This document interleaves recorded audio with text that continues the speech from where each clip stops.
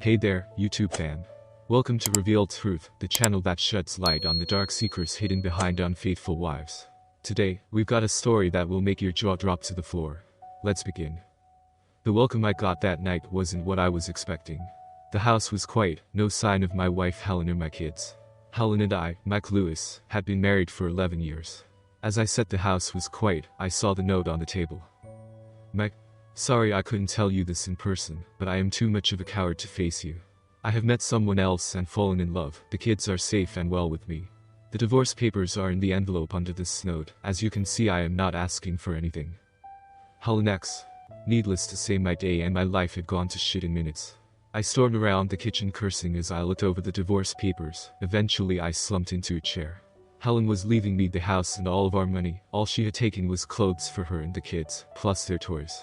The point that really pissed me off was the last one. Helen wanted me to sign over my kids, so her new man could adopt them.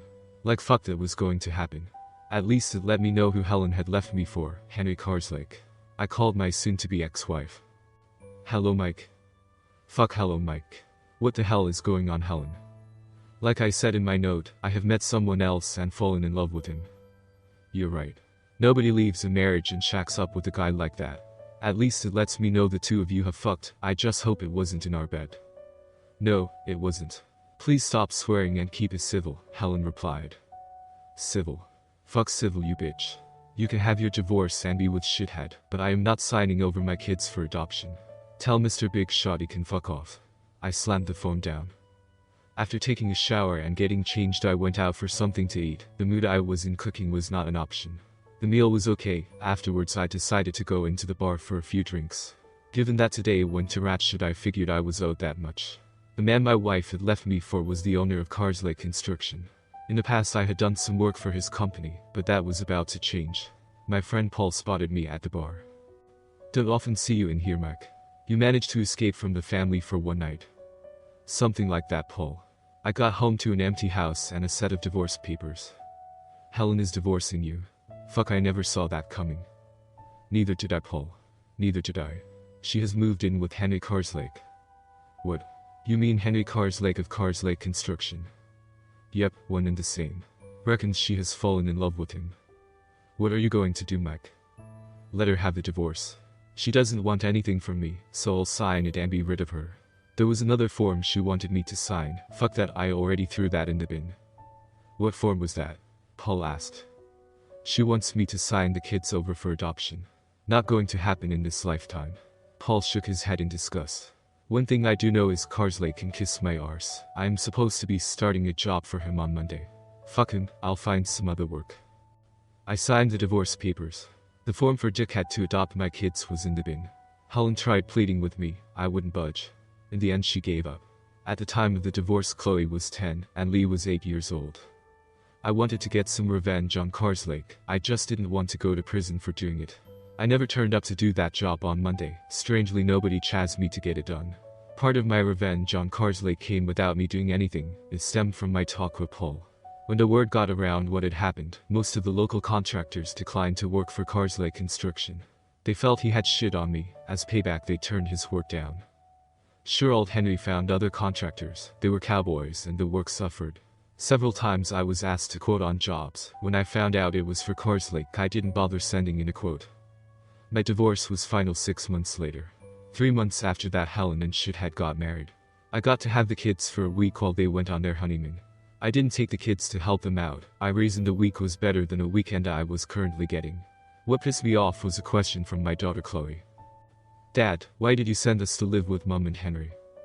What? I didn't send you. Your mother took you because she doesn't love me anymore. If it was up to me, you could stay here. I replied, assuring Chloe it wasn't my decision. This was something I was going to speak to Helen about. When Helen called to collect the kids, she breathed all tanned and smiling. The smile disappeared when I spoke with her. No more lies and bullshit, Helen. From now on, tell the kids the truth. If you don't, I will. They now know I didn't tell you to take them to live with you. If I could, I would fight you for custody tomorrow. Helen stormed off in a huff. I found life as a single man strange after being married for so long. Some of my friends tried to set me up on dates. To be honest, I wasn't in the mood for dating. I wanted to get laid, but not date. I didn't know my life was about to change again. Gary and Emily were my neighbors. They moved in just after Helen left me. Their house was a bargain as it needed a lot of work doing to it. Emily was working locally as a secretary. Gary had recently left the army. We got on well and they seemed like a nice couple. They chatted to me when we saw each other. Tragedy struck when Gary collapsed at work. Paramedics and the doctor attended within 10 minutes. Gary was pronounced dead at the scene. A post-mortem revealed Gary died of a subdural hematoma. Emily was distraught and on her own. I offered her a friendly, sympathetic ear. Gary's parents were both dead. Emily's parents were on holiday in Europe. Not wanting to leave her alone, I walked her to my house and poured us both a drink. I listened as Emily sobbed and told me of their plans for the future. Emily cried herself to sleep on my sofa. I covered her with a blanket. I slept in the armchair in case Emily woke up in the night. Emily was leaving the next morning when Helen dropped the kids off. Glad to see you are not wasting time, Mike. Knock it off, Helen. The poor woman has just lost her husband. Helen looked at me, then turned to talk to the kids. Later that day, I explained to them why Emily was leaving the house. Chloe looked sad. I don't think Lee really understood it properly. Emily asked me to attend Gary's funeral, which I did. In the UK, all mortgages have to have some life insurance cover. Thankfully, Emily wouldn't be left struggling to pay for her house. That was a small comfort considering she had lost her husband. Emily's parents had returned from Europe. They both spoke to me after the funeral. I assured them that I would keep an eye on Emily. Apart from some work colleagues, I was the only friend she had. I offered to help Emily where I could with any small jobs that needed doing. It was nothing major, just stuff that kept the house in a livable condition. The next time Helen dropped the kids off, she stayed in the car. That suited me as I didn't have to speak to her. Emily and I spent a fair bit of time together, not as a couple, more like friends supporting each other. Almost a year later, Lee was playing in the garden whilst I was tidying up my work van. I heard voices and turned to see him chatting with Emily. I called out and told him not to be a nuisance. I heard Emily say it was okay. She was putting out washing to dry on her clothesline. Emily, would you like to have dinner with us tonight? Lee, you can't just invite people to dinner. It's not people, it's Emily. We both stood there and laughed. I asked Emily if she did want to join us. Yes, I would. That would be nice, thank you. Lee ran off to tell Chloe we had a guest for dinner. I apologized for him being so forward. Emily helped me cook dinner. It was obvious she was pretty handy in the kitchen. Emily helped me clear away after dinner. She sat with us for a while before returning home. Thanks for dinner, Mike. I really enjoyed myself. Thank you for accepting the invite.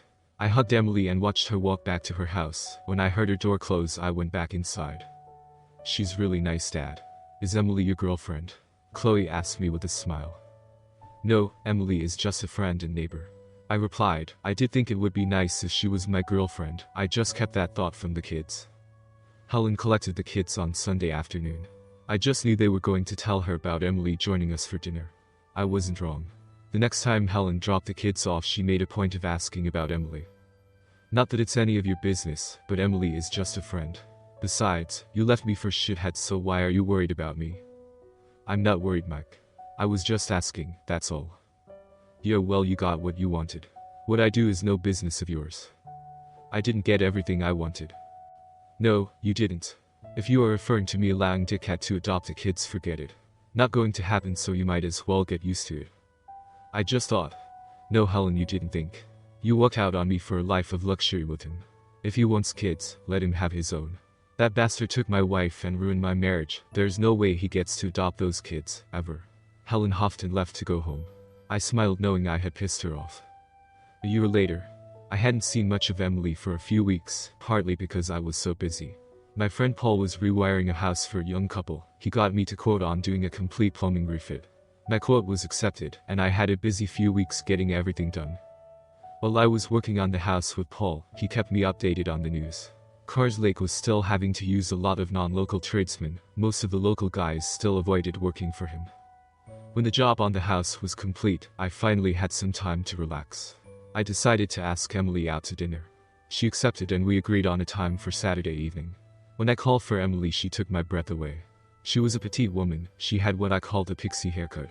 The dress she was wearing showed off her slim figure. For the first time, I started to wonder about her in a sexual way.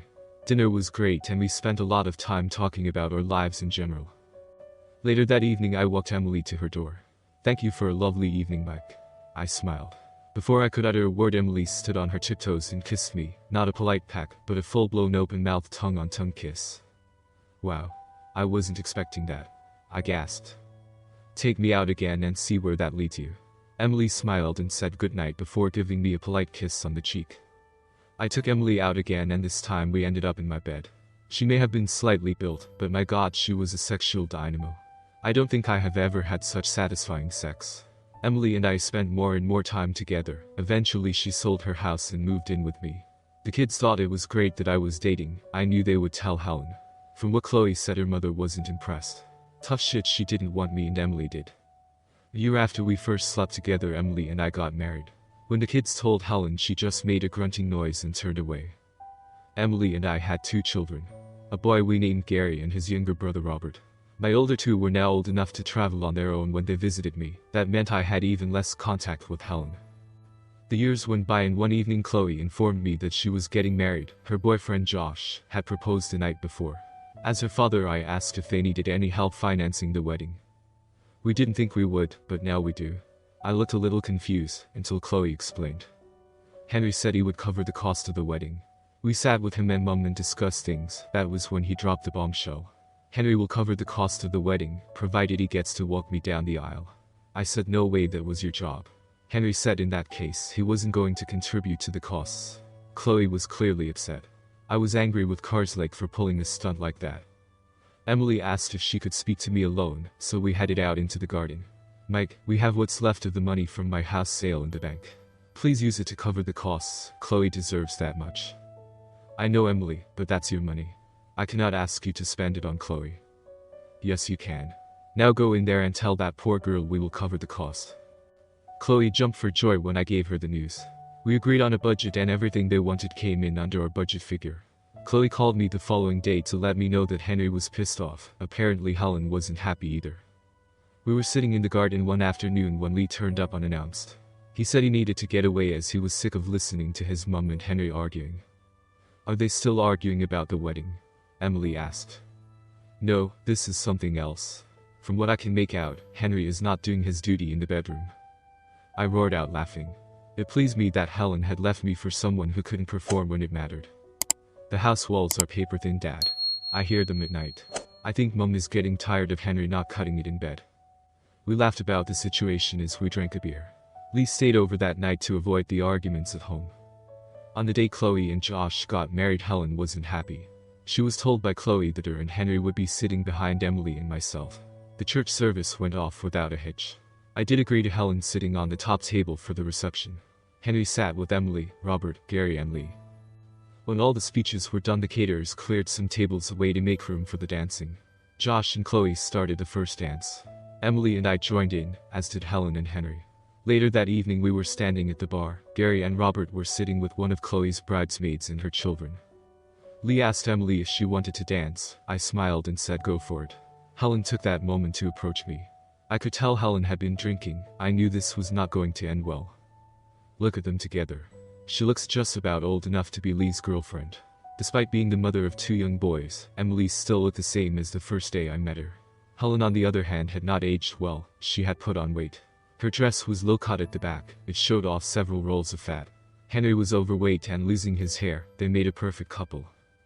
Don't start, Helen. Jealousy doesn't suit you. Besides, we are divorced, so you do not get to comment on my life anymore. Jealous. Jealous of her. Good God, she looks like she should still be at school. I guess she will be okay when she fills out and develops a bust worth talking about. Do not talk about my wife like that. For your information, Emily is more woman than you ever were. Helen looked at me in shock. Ask yourself this, Helen. When was the last time you had good sex?